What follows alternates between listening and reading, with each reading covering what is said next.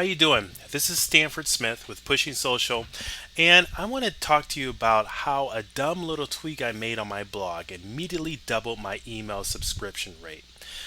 As you know, I've written a lot about getting email subscribers to your blog.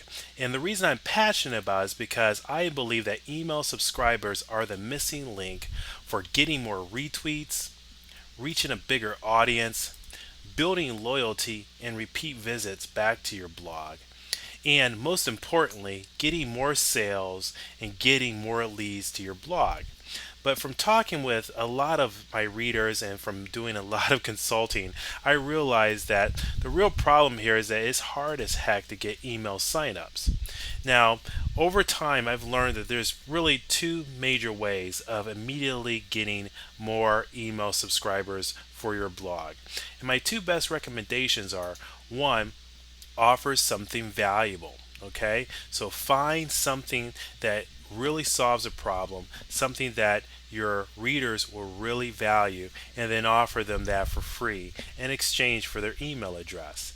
And the second thing sounds obvious, but you'll be surprised about how many bloggers don't do this simple step, which is making your opt in prominent, not hiding it in your footer, not putting it at the bottom of your sidebar, not putting your opt in form below the fold, but actually making it front and center. Some bloggers, I know that it's controversial, but some bloggers even have a opening pop-up that they provide just to get those email addresses. Now, I'm not sure if you need to do that particularly. Of course, I've tested it, but you need to make your opt-in prominent. So let me talk to you about what I did on Pushing Social. So the first thing is that like I follow my own recommendations. I went and looked for something that I felt was valuable to give to my readers. And what I came up with is to give away my 7-minute blog strategy guide, which has been very popular. I haven't really made a lot of, I haven't promoted it a lot, but I felt like it was something that I wanted to provide to people who signed up to get Pushing Social delivered to them via email. And the second thing was my 6-part Spectacular Post e-course, which was a 6-part tutorial that I put together to teach people how to write write blog posts that got noticed and that got shared. So I offered those two pieces for anyone who wanted to get Pushing Social delivered to their inbox. So I thought that was a pretty strong offer. The next thing was to make the opt-in prominent.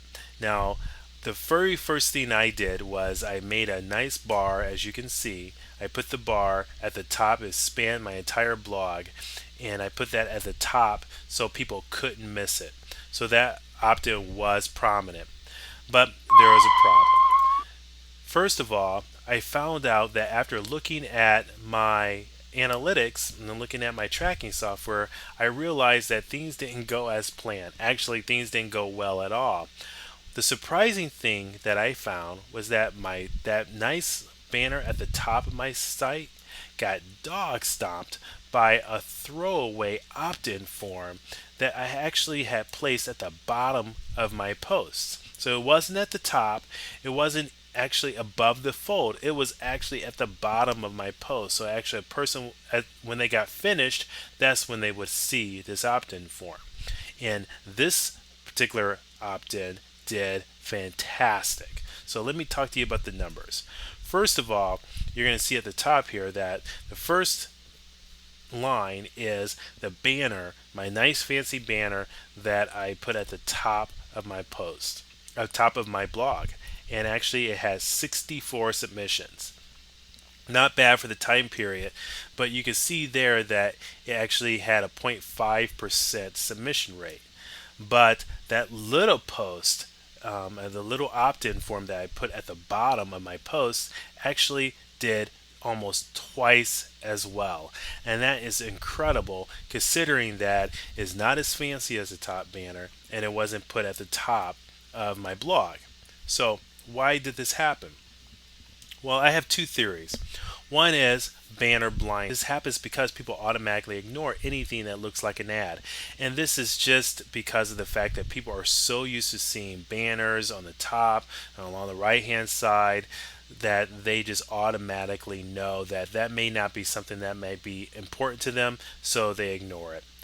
But the second piece, which I think is a little bit more powerful, is that it has to do with trust. You see, my fancy banner asked too much of my readers too early.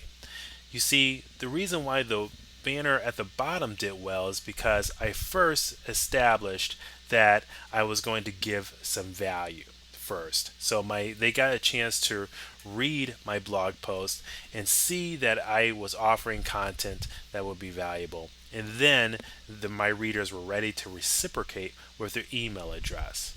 Now, this is fairly simple for you to do, and I really would like for you to go ahead and give it a try on your blog.